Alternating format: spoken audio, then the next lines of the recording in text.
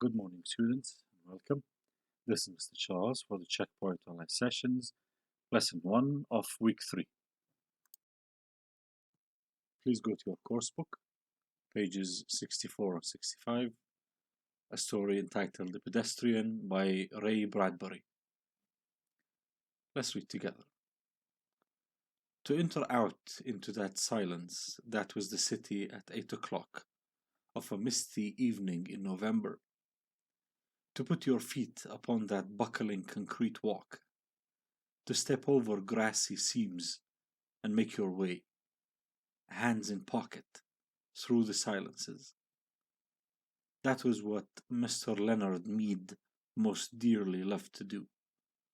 He would stand upon the corner of an intersection and peer down long moonlit avenues of sidewalk in 4 directions, deciding which way to go. But it really made no difference. He was alone in this world of 2053 AD, or as good as alone, and with a final decision made, a path selected, he would stride off, sending patterns of frosty air before him like the smoke of a cigar. Sometimes he would walk for hours and miles and return only at midnight to his house. And on his way, he would see the cottages and homes with their dark windows, and it was not unequal to walking through a graveyard, where only the faintest glimmers of firefly light appeared in flickers behind the windows. Sudden grey phantoms seemed to manifest upon inner room walls, where a curtain was still undrawn because or against the night. Or there were whisperings and murmurs, where a window in a tomb-like building was still open. Mr. Leonard Mead would pause, cock his head, listen, look, and march on, his feet making no noise on the lumpy walk. For long ago, he had wisely changed sneakers when strolling at night, because the dogs in intermittent squads would parallel his journey with barkings if he wore hard heels, and lights might click on and faces appear, and an entire street would be startled by the passing of a long figure, himself, and the early November evening.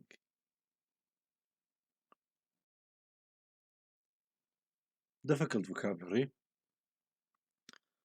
Buckling, the buckling street or the buckling sidewalk, is deformed, dingy. Seams, the lines. Stride, that he was walking, it was a long step. To walk in stride is to walk with long steps. To cock someone's head, or to cock one's head, is to move it around in a questioning manner.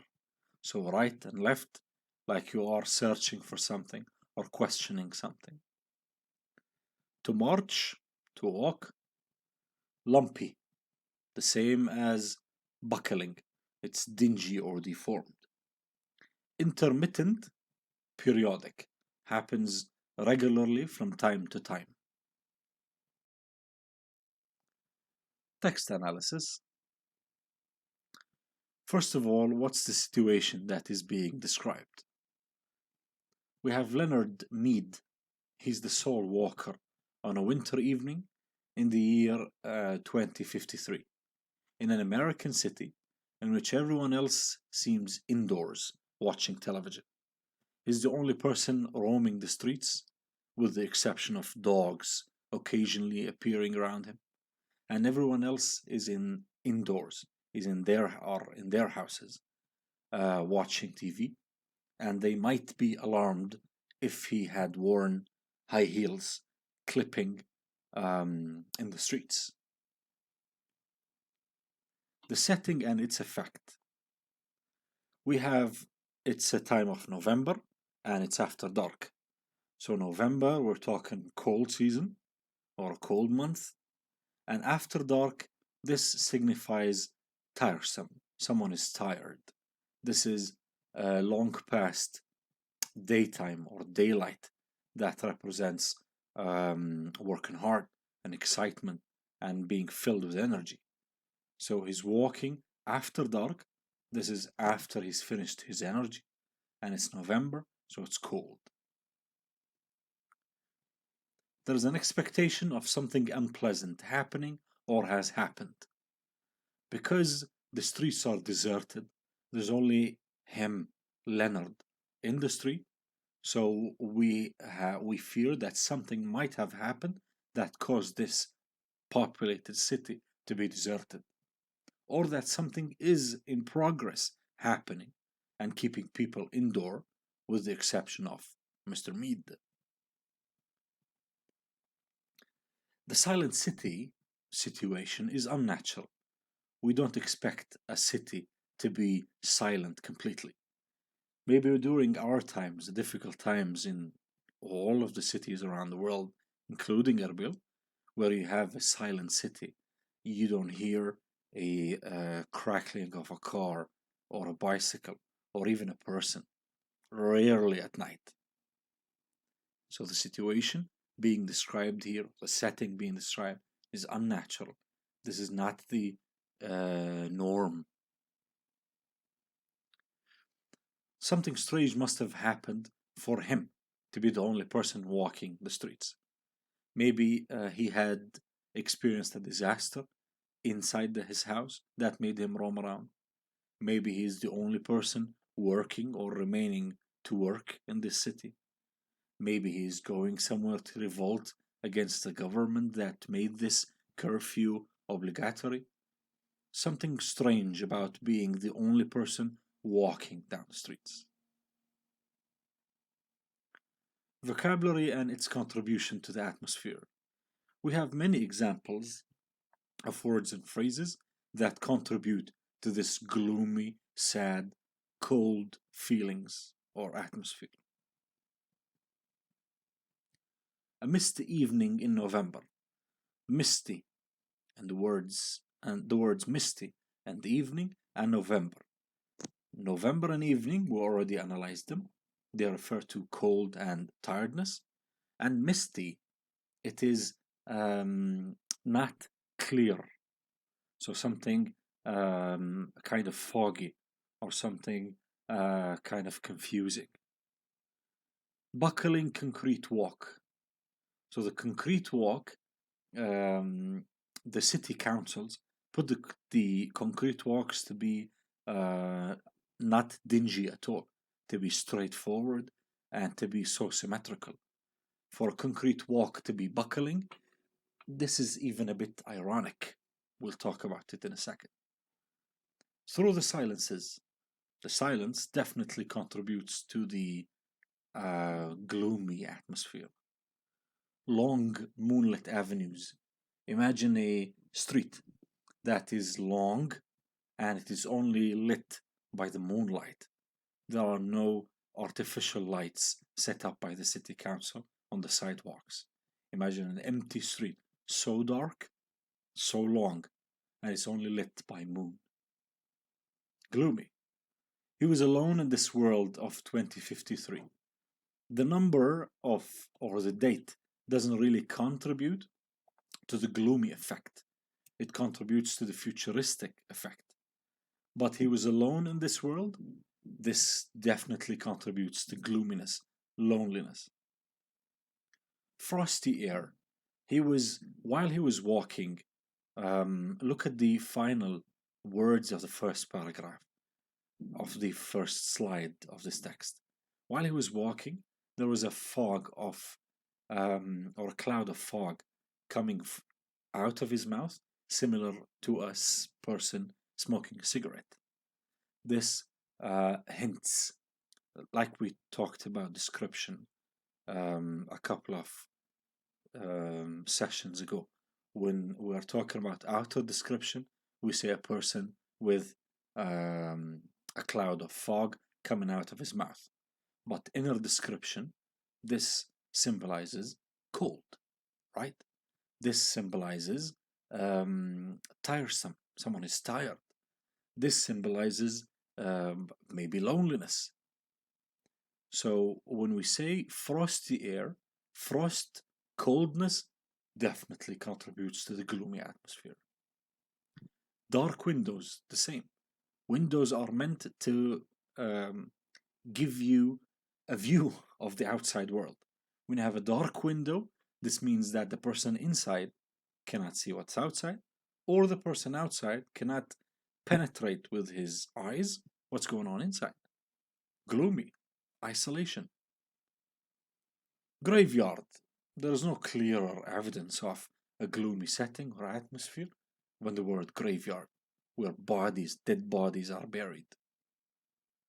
The faintest glimmers of firefly light appeared in flickers behind the windows.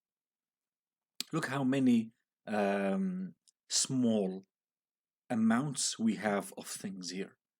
The glimmer is the smallest amount of light. Faintest, this is the least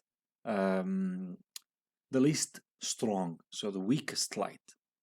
Firefly light, and flickered behind the windows. Flickered, it means it went on and off, on and off.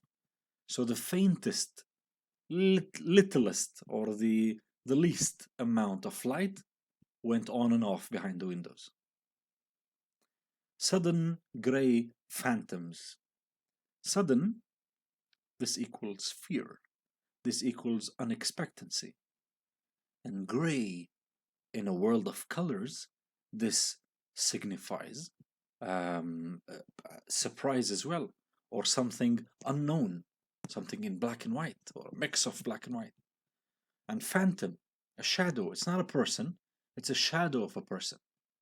So the windows, while being dark, it means black, they have sudden grey shadows appearing from them to Mr. Leonard. Whispering and murmur, not talks, whisper and murmur. Tomb-like building, a building like a grave, a lumpy walk, a dingy sidewalk. All of them contribute to our feeling that the atmosphere and the setting are so saddening, are so gloomy. What about his name? Then the effect of the name, Mr. Leonard Mead. At first, when we are introduced to him, when he's introduced to us, calling the first time by his name is justifiable for the introduction because we are being introduced to this person. It's fine to mention Mr. and Leonard Mead, but to assert that throughout the passage hints that this is a formal, perhaps an isolated figure. And since he is the only name mentioned throughout the whole passage, we may think society has rejected him or isolated him for some reason. We could have mentioned, or the writer could have mentioned the pronoun he, or Mr. Mead, or Leonard. But to mention the same exact form, Mr. Leonard Mead, throughout the text until the end, this means that this is a foreign figure to society. This is an isolated figure. It doesn't belong for some reason.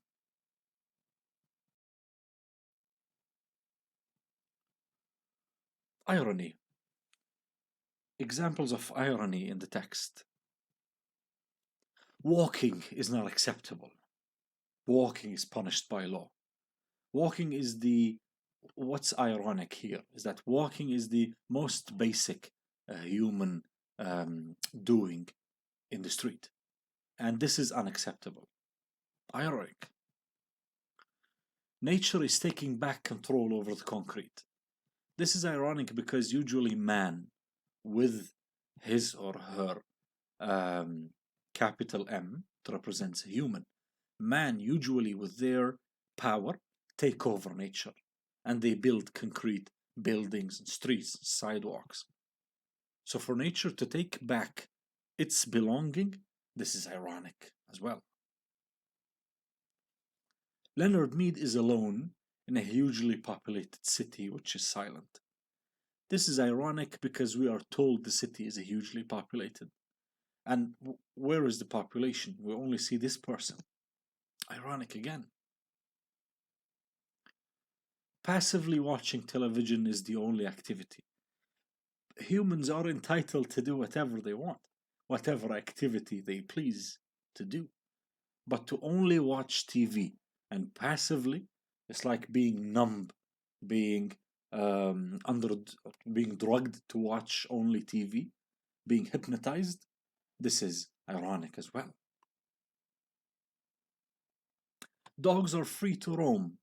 There are intermittent squads or parallel squads of dogs roaming the streets to make sure that no human is around.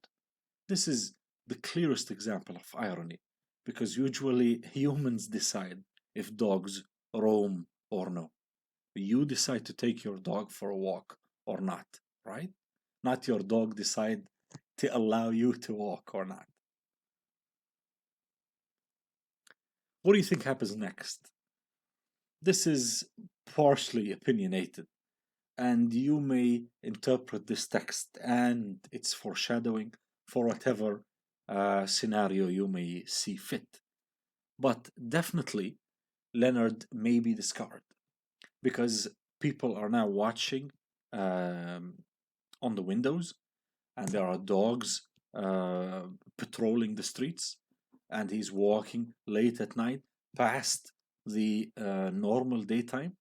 So most likely he's going to be discovered and or punished. After that, he might start a revolution. He might start a movement inside the prison or a movement in the offices of the government. There may something may happen next. The texts that we have read so far, texts 5b and 5c, the last session and today, what happened in them? What happened in that version of the future? Buildings and cities are in a state of decay. They are torn. They are tomb-like. They are like graveyards. Windows are all darkened, so people can barely see what's in the outside, and outside can barely see what's going on in the buildings. This gives the setting of isolation, the atmosphere of annihilation. People have retreated to an unsociable existence in the four walls of their houses. People have now chosen to stay indoors and watch TV passively the whole time. Television screens dominate their lives. What's the most worrying feature of those depictions of the future? For 5b and 5c, this is definitely an opinionated question. What worried you the most in the pictures both of these writers have painted for our future? But we should agree on a couple of things. First of all, isolation. Man seem capital M, man seem isolated, physically and mentally. Whether they're keeping them in separate homes and they cannot leave with constant curfew, or people thinking only for themselves, mentally isolated. They're only worried about themselves, not their families or their neighbors or their neighborhood or their city. No, everyone is responsible for their individual entity. Normal activities are considered against the law. Walking, thinking, and having a time of leisure, time for one's self. If you remember, the big brother is always watching you. Everyday objects of life look saddening. The painting of the setting in both texts look very saddening, looks very gloomy. It seems like it's deserted. People are isolated. People are no longer interacting with each other. This is called post-apocalyptic setting, where a huge war might have broken out, or a infection like our times might have broken out and people are forced to live inside their house. Um, a certain advancement of technology used in a wrong way might lead to this as well. People seem utterly tired. In both depictions, we see a person who looks, who speaks, who feels very tired. And both of the settings are of the end of the day or towards the end of the day to also signify tiredness. We're done for today. Thank you very much for listening. Stay safe and keep up the good work.